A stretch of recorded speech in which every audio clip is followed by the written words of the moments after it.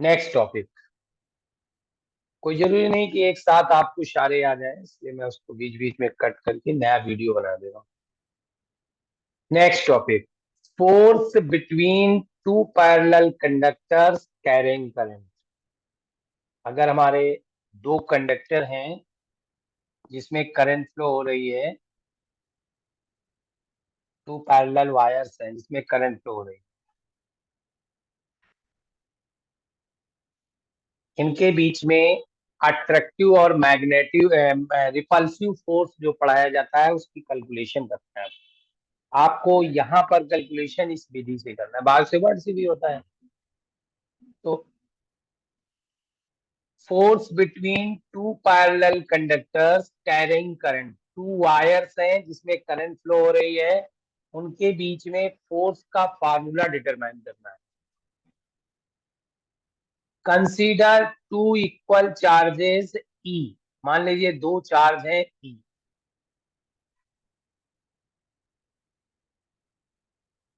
Moves uniform velocity parallel to each other, एक ऐसे move कर रहा है और एक ऐसे मूव कर रहा है। If separation between them is are,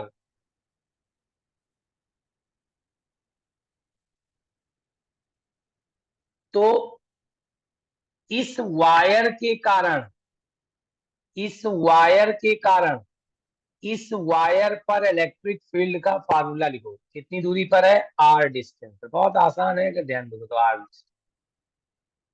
इस वायर के कारण इस वायर में कितना चार्ज फ्लो कर रहा है? ई,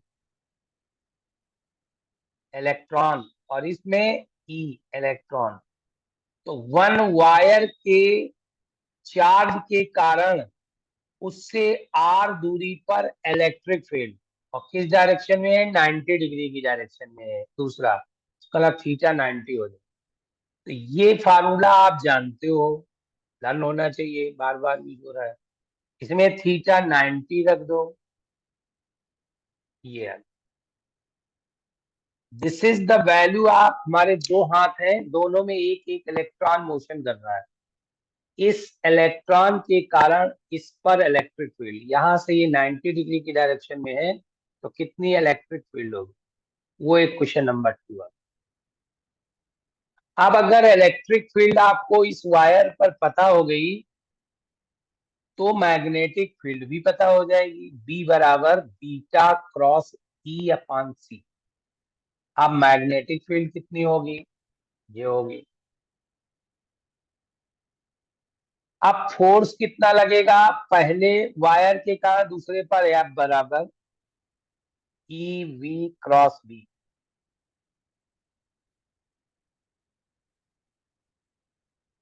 बी की वैल्यू पुट कर दिया। अब देखिए यहाँ पर ये v लिखा है, v बाई सी को बीटा बना लो। ये क्रॉस का साइन है, ये आपका वैसा मल्टीप्लाई नहीं, क्रॉस का साइन है। तो v बाई सी बीटा बना लो, बीटा क्रॉस ई आ गया। ट्रिपल प्रोडक्ट लगा दीजिए, A dot C B minus A dot B C, triple product लगा दीजिए ये। अब चूंकि बीटा और ई आपस में परपेंडिकुलर है, मतलब डायरेक्शन चलने की दिशा से इलेक्ट्रिक फील्ड परपेंडिकुलर है, तो beta dot E is equal to 0। ये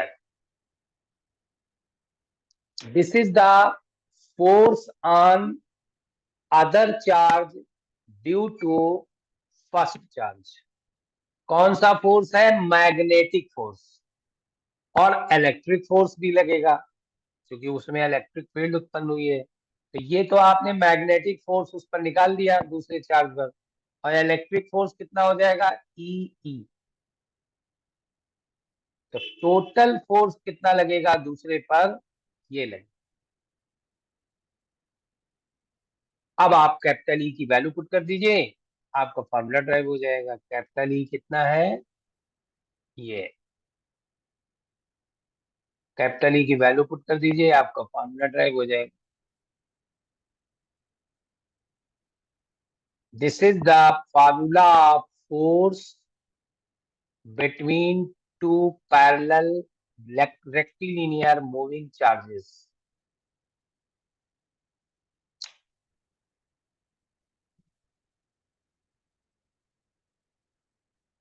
This is the complete description of force between two parallel charges या two parallel conductor.